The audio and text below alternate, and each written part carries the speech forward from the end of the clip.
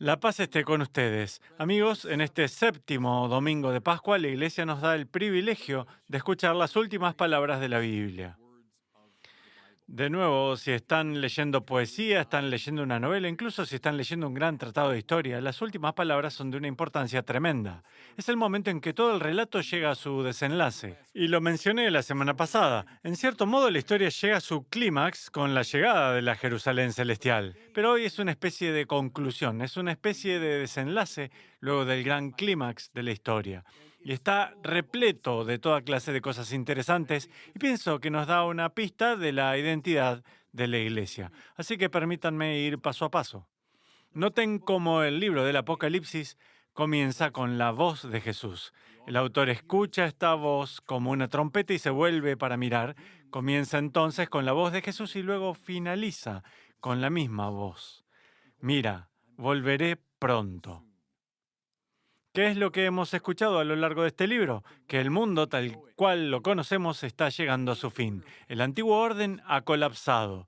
El mundo en un sentido negativo, esto es el orden basado en el pecado, el mundo que contribuyó a la muerte de Jesús, toda la crueldad y la violencia, el odio y la injusticia y la intolerancia y todo eso, aquello que contribuyó con la muerte de Jesús es envuelto completamente por la aún más grande misericordia divina. Significa que el viejo mundo está colapsando. Noten, por favor, está colapsando. No está totalmente terminado, pero ha sido vencido. Vivimos entonces ahora en este tiempo en el que esperamos la venida de Jesús, cuando esta batalla se terminará definitivamente. Vivimos en la época intermedia, en donde transcurre la operación de limpieza. Así que, aun cuando han pasado 2 milenios desde la resurrección, todavía estamos en esta actitud. Escuchamos decir al Señor, mira, volveré pronto, y entonces esperamos. Es una especie de naturaleza de adviento permanente de la Iglesia. Esperamos con alegre esperanza la venida de nuestro Salvador.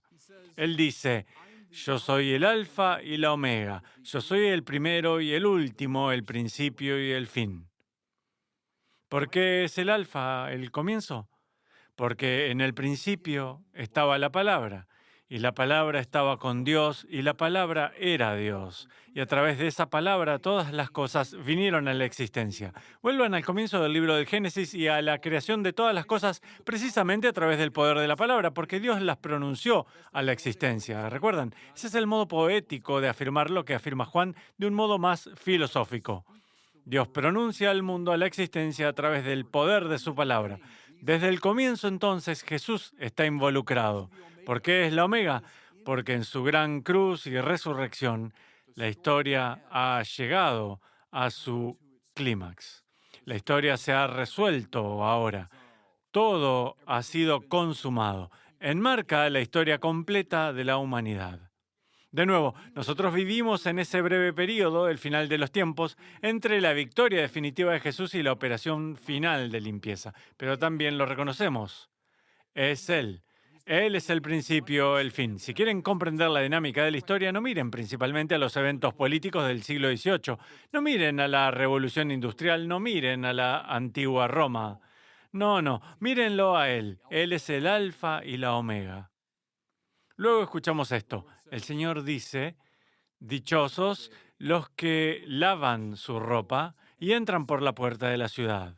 Escuchamos antes en el libro del Apocalipsis sobre aquellos que han lavado sus ropas blancas en la sangre del Cordero. Todo eso trata de los mártires y el Apocalipsis habla mucho sobre los mártires. Recuerden los 144.000. Pero pienso que aquí la referencia es un poco más amplia. Dichosos los que lavan su ropa y entran por la puerta de la ciudad. ¿Quiénes son aquellos que han sido lavados? Creo que son todos los bautizados. Todos aquellos que han sido lavados y purificados por el bautismo y que entonces ahora, escuchen esto, entran en la Jerusalén celestial incluso ahora. Sí, en definitiva, en el final de todas las cosas, en su perfección, aparecerá. Pero en los tiempos finales, en la época intermedia, ¿dónde encuentran la Jerusalén celestial? Es la iglesia. La Iglesia en sus sacramentos, especialmente el cuerpo y la sangre de Cristo. La Iglesia en su enseñanza formal y oficial. La Iglesia en su sucesión apostólica. La Iglesia en sus grandes obras de arte. La Iglesia en sus santos. Tomás de Aquino dijo que El bautismo es la puerta de la vida espiritual. Es a través del bautismo que conseguimos entrar en la ciudad santa de la iglesia. ¿Ven el punto? En la época intermedia entre la victoria de Jesús en su cruz y la resurrección y la consumación final de todas las cosas, ¿en dónde hay que estar? En el viejo orden, no. Vean, eso está colapsando, está cediendo el paso. No pierdan su tiempo con el viejo orden, sino que límpiense y entren en el anticipo de la Jerusalén celestial, que es la iglesia. Me pregunto a veces si nosotros, los bautizados, tenemos una gratitud verdadera por el privilegio que tenemos de ser miembros de la iglesia. Somos las semillas del nuevo mundo, si se quiere. Jesús lleva a cabo el misterio pascual, pero luego atrae a la gente a su cuerpo místico. Estoy cambiando la metáfora. Nos convertimos en células y moléculas y órganos en ese cuerpo para poder lograr su propósito en el mundo. Así que súmense a la iglesia, métanse en la iglesia. Ese es el lugar correcto para estar en la época intermedia. Luego esto, que es maravilloso y podrían pasar el resto del verano meditando en lo que significa. El espíritu y la esposa dicen, ven. La iglesia entonces, la nueva Jerusalén, la iglesia el anticipo del reino de Dios, la iglesia donde vivimos el resto de nuestros días, este nuevo modo de vida, eso es verdad, pero ¿cuál es la responsabilidad primaria de la iglesia? Decir, ven Señor Jesús. Mira a Cristo y lo llama, pidiéndole que regrese, lo llama. Se la refiere como la novia. Y eso es muy familiar, ¿cierto? Cristo es el novio, la iglesia es su novia, ¿de acuerdo? Quiere llevar a cabo un matrimonio místico, así que aquí estamos, la novia, y lo estamos llamando. Piensen aquí en el Cantar de los Cantares, esta especie de poema de amor maravilloso y un amante llamando al otro. Bueno, esa es la iglesia, clamando a Jesús, ven. Pero qué maravilloso, no es solo la novia, sino el espíritu y la novia dicen, ven. Bueno, ¿por qué el espíritu? El Padre y el Hijo han infundido el Espíritu Santo en la iglesia. Recuerden la escena en la noche de Pascua, cuando Jesús sopla sobre ellos y les dice, reciban el Espíritu Santo, reciban el amor que conecta al Padre y al Hijo. Ahora, ese Espíritu está vivo en nosotros, enviado por el Padre y el Hijo, pero ¿qué nos impulsa a hacer? Por sobre todo nos impulsa a llamar al Hijo, ven, ven. Qué maravilloso es esto. Como he dicho antes, los cristianos no están fuera de Dios, como si Dios estuviera allá arriba, afuera, en algún lugar, y yo estoy aquí como rogando o convenciéndolo o pidiéndole. No, eso es lo que cualquier persona religiosa podría rezar. La oración cristiana tiene lugar siempre dentro de Dios.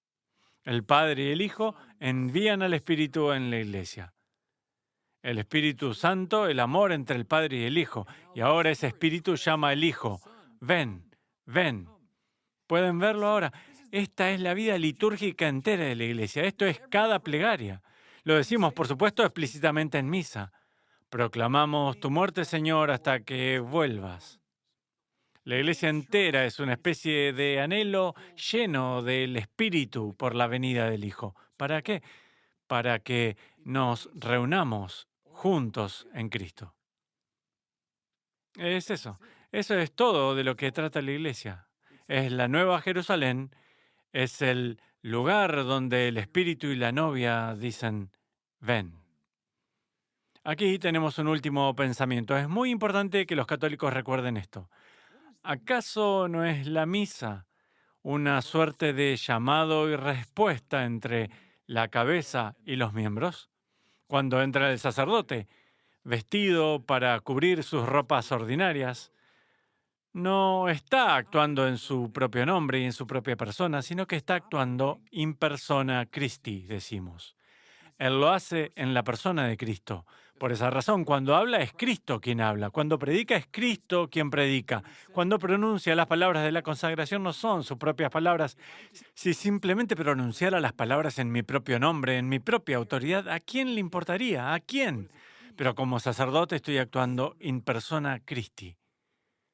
Lo que está sucediendo entonces en la misa es la cabeza, Cristo, llamando a su pueblo, y ellos le responden llamándolo. El Señor esté con ustedes y con tu espíritu. Les advierto, con tu espíritu significa con Cristo que está en ustedes. Levantemos nuestros corazones, lo tenemos levantados hacia el Señor. Un llamado y respuesta entre Cristo y su iglesia. La liturgia está interpretando exactamente esta dinámica.